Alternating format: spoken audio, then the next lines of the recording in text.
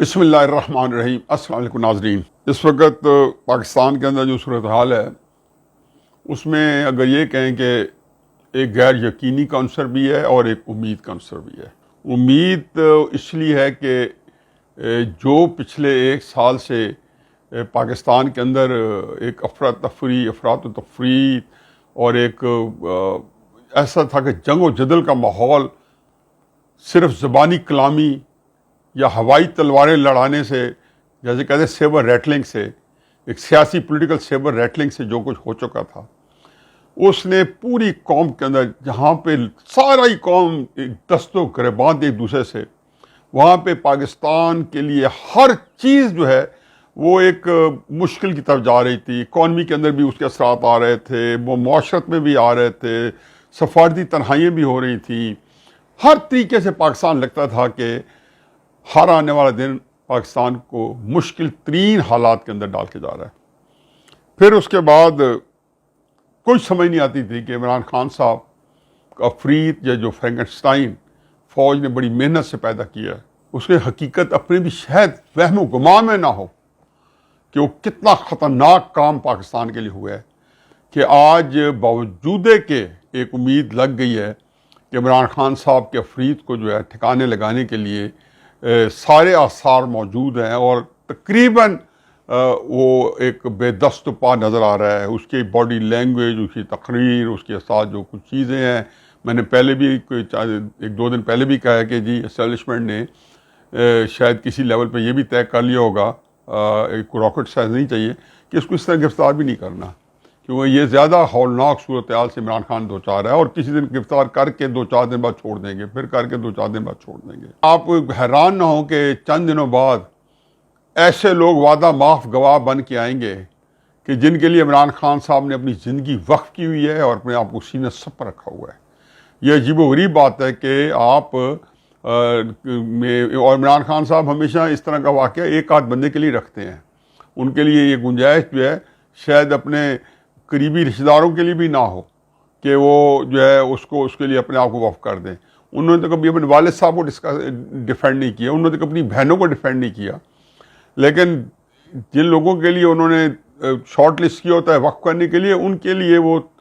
بیچارے اب مجبور ہو جاتے ہیں اور ایسے بھنا جاتے ہیں کہ چند دن پہلے میں سنا ہے کہ وہ ان کی کوئی پریس کانفرنس جب وہ رہا ہوئے 12 مئی کو، تو اس دن جو ان کی پریس کانفرنس جو تھی جا کے لاہور میں، تو اس میں انہوں نے بڑی ایک گندی زبانیں استعمال کی جو کہ کیمرہ نے یا ریکارڈنگ میں وہ آ گئیں اور وہ سامنے آ گئیں، اور کہ جس میں وہ گالیاں دے رہے تھے، تو ان کا وہ فرسٹریشن جو ہے ان کے اندر سے یہاں تھی۔ تو بہرحال یہ جو افریت تھا یہ جو بہت ڈیمیج کر چکا، تو پہلی امید تو یہ ہے کہ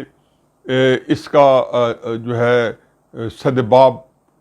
ہونے کو ہے اور یہ قریب ہے۔ جو دوسری چیز ہے کہ جس کے اندر تھوڑی سی ایک تشویش ہے،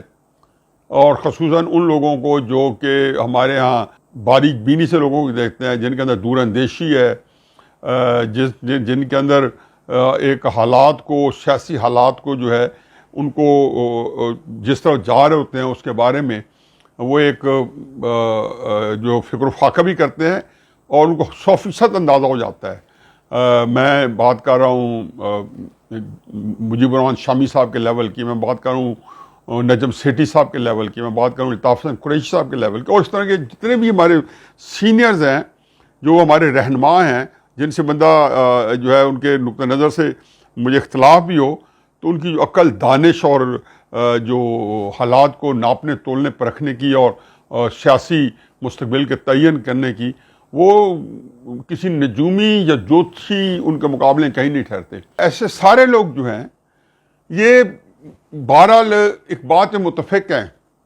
کہ عمران خان صاحب کو جو ڈسمنٹل کیا جا رہا ہے،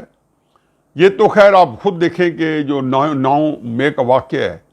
میری تو یہ چولہے لا گیا، مجھے تو یہ شیٹر کر گیا۔ میرے یقیناً 2-3 دن میں سے بات نہیں ہوتی تھی اپنے نہ ویلاگ میں نہ کسی اور پروگرام میں۔ یہ ٹھیک ہے، اللہ نے انسان کو بڑا ڈھیٹ بنایا ہے، ٹائم جو ہے وہ کچھ نہ کچھ ہیل کر جاتا ہے۔ اگلا دن بہتر تھا اس کے 2 دن بعد مزید بہتر تھے، پھر آدمی سہ جاتا، پھر اللہ تعالیٰ طاقت دے دیتا آپ کو سہنے کی۔ لیکن جو 9 मई کو یا 10 مئی کو پاکستان میں بیتی ہے کہ کوئی دشمن بھی نہیں کر سکتا تھا کہ ریاست پہ اتنا بڑا حملہ جو ہے. میں کہتا ہوں جی کہ 16 دسمبر کا واقعہ جو ہے یا جو کوئی 1971 کا سال تھا, جو نقصان پہنچا وہ ایک جگہ محدود ہو گیا تھا, اور اس کا پھر نہ اس ملک کو وہ سوائے بے عزتی کے اور رسوائی کے اور ذلت کے اور خواری کے کوئی اور زیادہ نقصان نہیں ہوا تھا. اور نہ اس حصے کو جو بنگلہ دیش بن گیا ان کو اس طرح ہوا, وہ بھی ماشاءاللہ ڈیولپ کر گئے اور ہم بھی کچھ نہ کچھ گزارا کرتے رہے. ہم نے اس کے بعد یہ ابھی 28 مئی آ رہا ہے, ہم نے ایک نیوکلیر بم بھی بنا لیا, پاکستان ایک ایٹمی ریاست بن گئی. یہ بہت سارے واقعات ہیں تو وہ نہیں تھا. لیکن یہ جو واقعہ 9 مئی کا, یہ تو پاکستان کی اس جگہ پہ جا کے عمران خان صاحب نے آری چلائی ہے یا کلہاڑا مارا ہے, جس کے اندر سے پورا ملک جو تھا وہ اکھڑ تو نظر آ رہا تھا, یا اکھڑ ایسا لگا تھا اکھڑ چکا ہے. حقیقت ہے کہ میرے ذہن میں ایک ہی بات آئی تھی پہلا, کہ میں جو کچھ ہے دار میں سکھ نے میں ایسوسیشن کے ساتھ جو ہے, کیونکہ ہر پاکستانی کو حصہ ڈالنا تھا کہ کسی طریقے سے ہم اس سے نکل سکیں اور ایک طاقت کو دوبارہ مجتمع کر سکیں. میں ہمیشہ کئی دفعہ پہلے بھی کہہ رہا تھا اور کالم میں بھی لکھا کہ وہ کئی دفعہ اخبار والے کی اپنے پرابلم ہوتا ہے, انہوں نے یہ لفظ کاٹ دیتے تھے یا ٹی وی جیو والے نہیں شو کرتے, اپنے پروگرام میں کہہ چکا تھا کہ مجھے حقیقت ہے کہ آل فیئرنیس ہمارے جو آرمی چیف ہیں جنرل عاصم منیر, ان میں مجھے ترس آتا تھا ایک بندے کا قصور کیا تھا. یعنی کہ آرمی چیف بننا ان کے اپنا ان کا یہ فیصلہ تو نہیں تھا, وہ کسی طرح کسی سوچ میں آ گئے ہیں.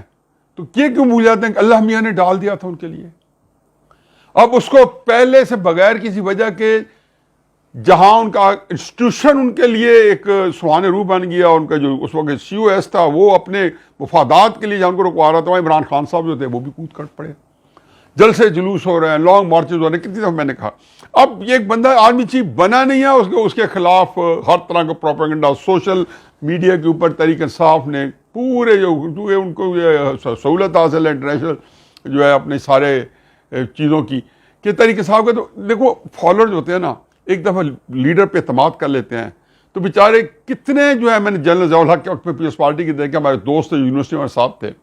وہ سالوں سال خراب ہوتے رہے. جو جنہوں نے لیڈر کو بلائنڈلی جو ہے فالو کیا یا اس کے ذہن میں پہلے اس کے لیے ایک جو اپنی سب کچھ ذہنی طور پہ اس کو ایسے اپنے شرائط کر گیا کہ سب کچھ اس کے لیے وقف کر رکھا تھا. تو چنانچہ وہ سارے لگ گئے جناب سوشل میڈیا پہ جناب عاصم منیر صاحب کے خلاف. اس طرح کے لگتا تھا کہ کوئی, یہ مجھے حقیقت ہے ابھی میں جب خصوصاً اکتوبر نومبر کا مہینہ دیکھتا ہوں تو مجھے حیرت ہوتی ہے کہ ان پہ کیا بیت رہی ہوگی کہ وہ اپنے نہ بول سکتے ہیں, نہ اپنا موقف دے سکتے ہیں, نہ ان کی ایسی پوزیشن ہے کہ جنرل باجوہ کی کسی حرکت کے اوپر وہ کوئی وہاں احتجاج کر سکے, نہ فوج کا ایسا نظام ہے. ہر طرف سے دیکھ رہے ہوں گے کہ میں گھیر لیا گیا ہوں. پھر اس کے بعد جب آئے تو جنرل باجوہ صاحب جو ہیں مہینہ پہلے 12 نئے لیفٹیننٹ جنرل بنا گئے, ان کو اہم پوزیشنیں دے دی. پھر اس کے بعد چونکہ عمران خان صاحب کو فوج, یہ پہلا واقعہ ہوا ہے کہ جو چینل عمران خان صاحب کو سپورٹ کرتے ایئر وائز بول وغیرہ, یا تو وہ فوج کو جوائن کر چکے ہیں یا فوج اور جو ہے ان کو جوائن کر چکی ہے, یا وہ پی ٹی آئی کو جوائن کر چکا ہے یا پی ٹی آئی کو جوائن کر چکی ہے. اسی طرح فوج کا اپنا ادارہ, یوں لگتا تھا کہ جیسے وہ ایز اے ادارہ پی ٹی آئی کو جوائن کر چکا ہے. یہ پورے پاکستان میں اس طرح کا وہ فوج کے اندر اس کو ایسا پوسٹر بنا کے پیش کیا گیا, اس سے پہلے نواز شریف صاحب کو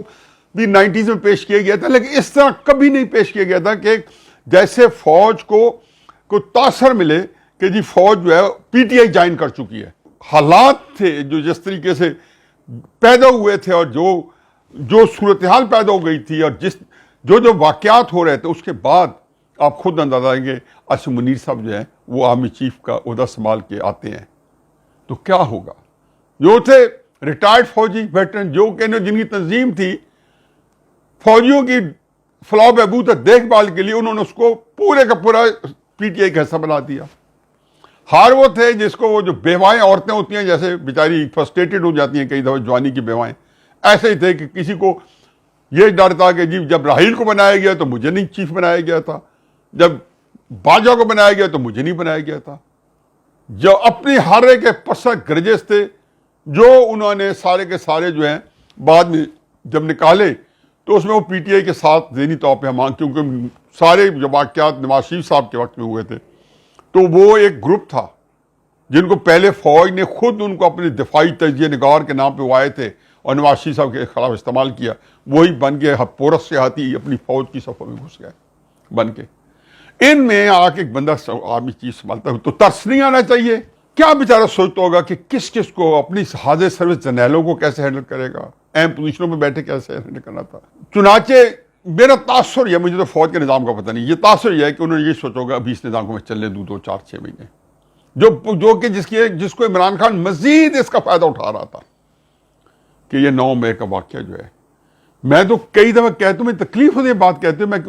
حقیقت ہے کہ یہ ایک بڑا یہ گندا ریمارکس ہے جو میں دیتا ہوں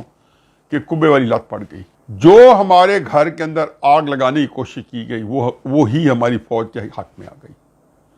اس کا پہلا فائدہ تو یہ ہو کہ ادارہ یکسو ہو گیا. 2 چونکہ چیزیں واقعات ہوئی تھی، ایک پبلک اوپینین جو تھے وہ عمران خان صاحب نے اگین اس کے اندر مت بھولیں کہ یہ جو 9 مئی کے بعد جو کچھ ہو رہا ہے یہ عمران خان صاحب کے ساتھ پچھلے اپریل مئی 2022 میں ہو سکتا تھا. میں ہمیشہ کہتا ہوں کہ بالکل تحریک انصاف کی سیاست کا سر کچلا جا سکتا تھا، لیکن باجوہ صاحب کو ایکسٹینشن کون دیتا؟ عمران خان صاحب کی سیاست ختم ہو جاتی تو پی ڈی ایم نے کی حکومت نے بڑا طاقتور ہو جانا تھا، کیونکہ اس وقت تو وہ ایسی تھی کہ پنپنا کی کوشش کر رہی تھی. یہ سارے چارجز موجود تھے. 109 ملین پاؤنڈ والا چارج تو ابھی عمران خان اقتدار میں تھا تو یہ ساری چیزیں سامنے آنا شروع ہو گئی تھی، اور توشہ خانے اور ساری چیزیں اور پارٹی فنڈنگ کیسز سارے موجود تھے. انہوں نے فیصلہ بھی کر لیا کہ 1 مہینے میں جو فورن فنڈنگ کیس کے آئے گا، فیصلہ آئے گا مارچ جو اپریل یا مئی کے اندر. کچھ نہ ہو سکا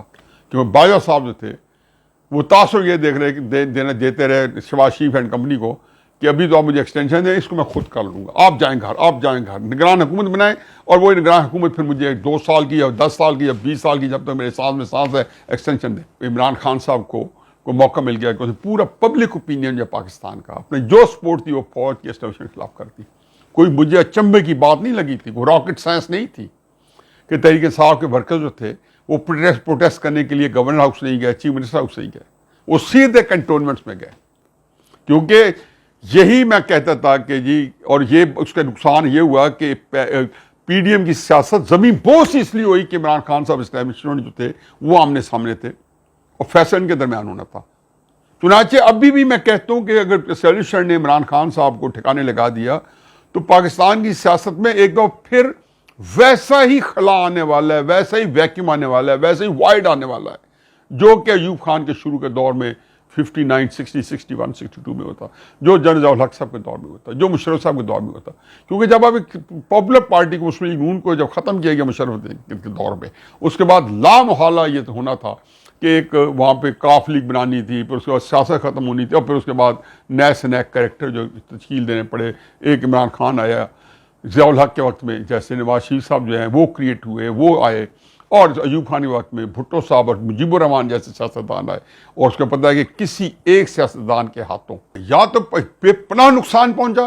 یا یہ نہیں کہ وہ کوئی ہمیں یہ کہیں کہ جی واقعی وہ ریپلیسمنٹ بن سکا جو کہ ان لوگوں کے قد و کاٹ کے مقابلے میں جنہوں نے پاکستان کو تخلیق دیا تھا، جو اس لیول کے لوگ تھے. تو اس میں اب صورتحال جو ہے یہ ہے کہ اس وقت بالکل بین ہی یہی ہے کہ اگر اسٹیبلشمنٹ نے عمران خان صاحب کو چاروں شانوں چت کر لیا، جو کہ کرنے کے قریب ہیں، اس کے اوپر میں تھوڑی سی بات ابھی کرتا ہوں. تو ایک بات ذہن میں رکھیں کہ، اور میں یہ حقیقت کہتا ہوں کہ مال غنیمت جو ہے وہ جیتی ہوئی فوج کسی کے سپرد نہیں کرتی، کیونکہ یہ اسٹیبلشمنٹ ایک آرگنائز ایک ڈسپلن آرمی ہے، اور اس کے بعد ظاہر ہے کہ انہوں نے، اور آلموسٹ جنگ کا ماحول ہے،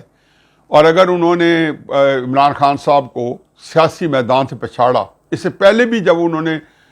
نواز شریف کو ختم کیا 1999 کے اندر، ایوب خان نے ختم کیا، تو مال غنیمت جو تھا یا ضیاء الحق صاحب نے بھٹو صاحب ختم کیا، تو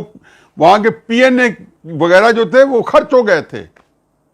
یہ ساری پارٹیاں خرچ ہو جاتی ہوتی ہیں جو سیاست میں ہوتی ہے، کہ مال غنیمت وہ کسی کے ساتھ شیئر نہیں کرتے. تو اس دفعہ بھی مال غنیمت جو ہے وہ پی ڈی ایم حکومت کے حصے میں،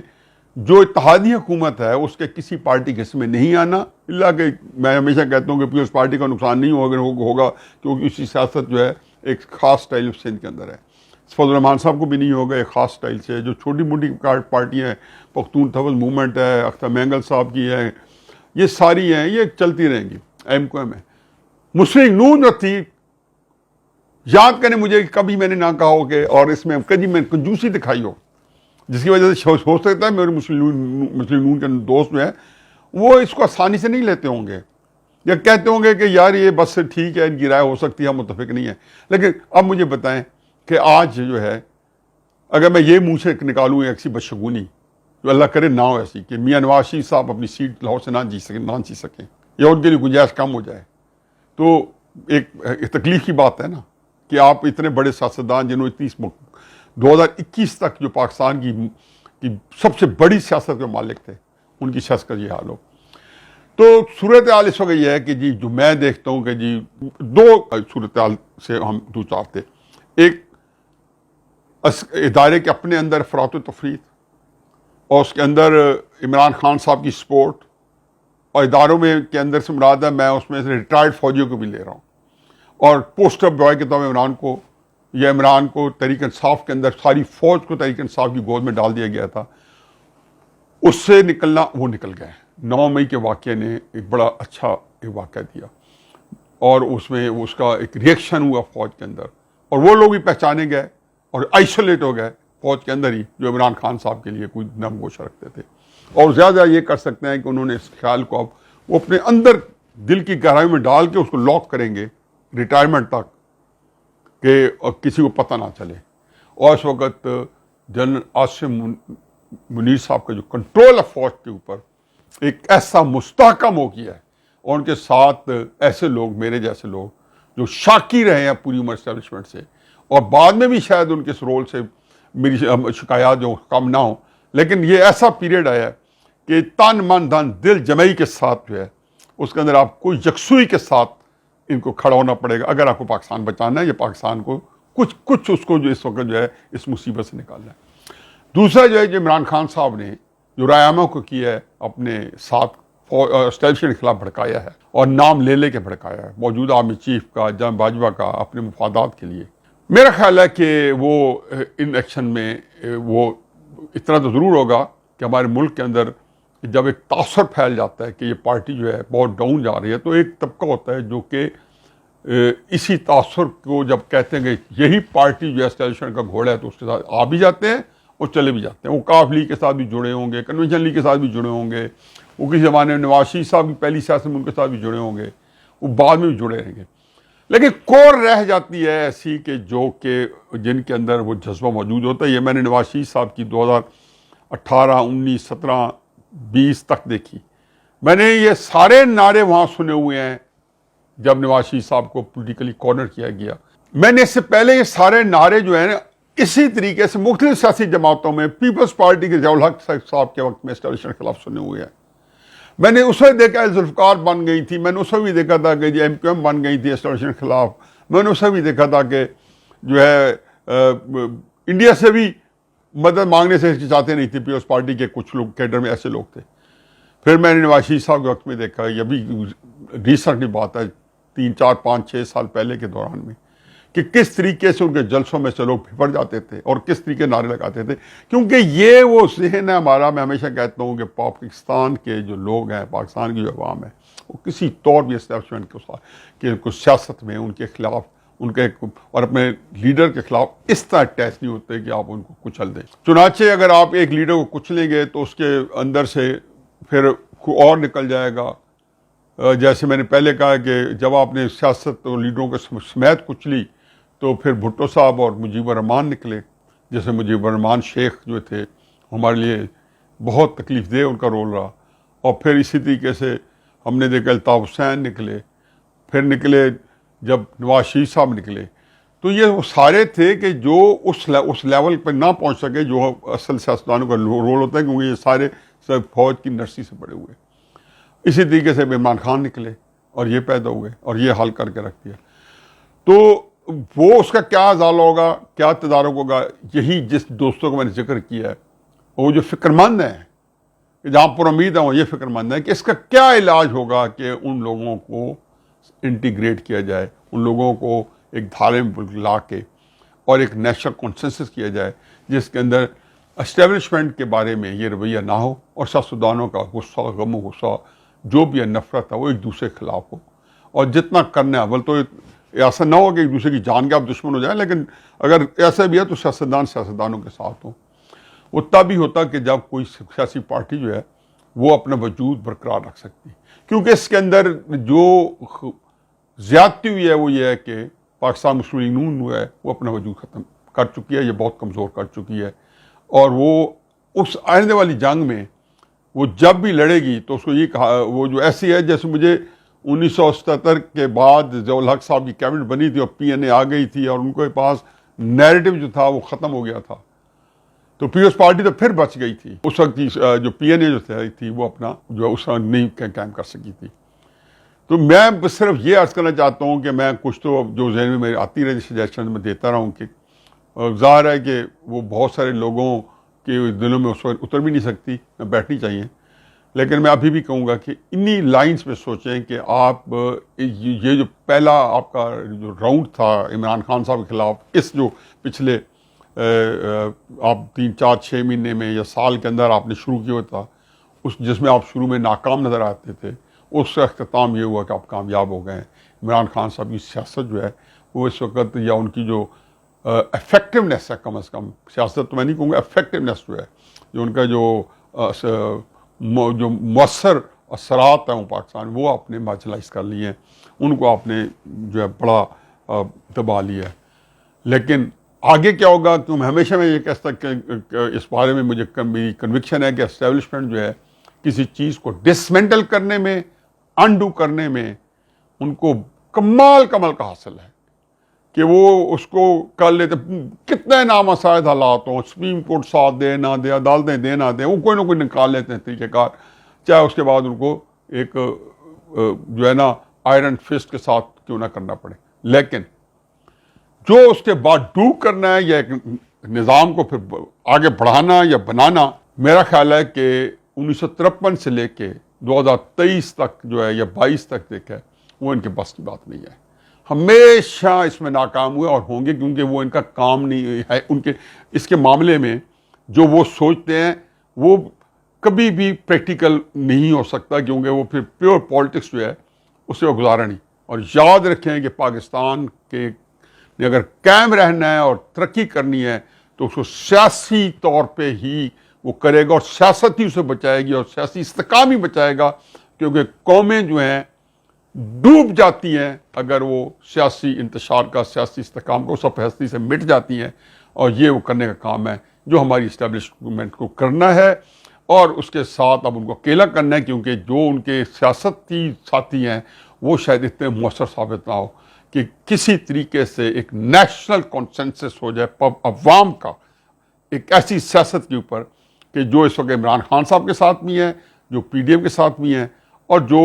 پاکستان کے سمجھدار لوگ ہیں، وہ کسی طریقے سے انٹیگریٹ ہو جائیں تاکہ اگلا نظام کو ہم ایسا تشکیل کر سکیں جس ملک کی حفاظت کا اور دیرپائی کا ضامن ہو. وما علینا الا البلاغ.